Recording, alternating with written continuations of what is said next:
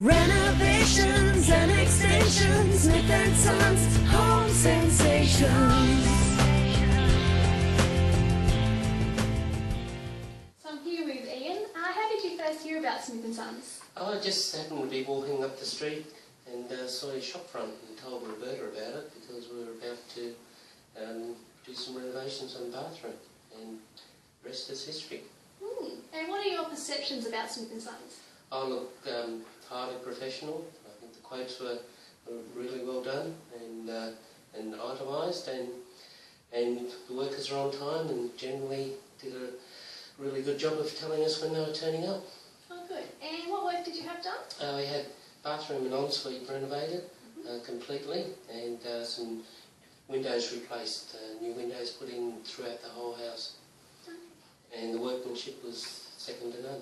Excellent. If there's one thing you like most about Smith and Sons, what would that be? Probably the reliability and just the attention to the workmanship. No worries. Thanks for your time. Okay.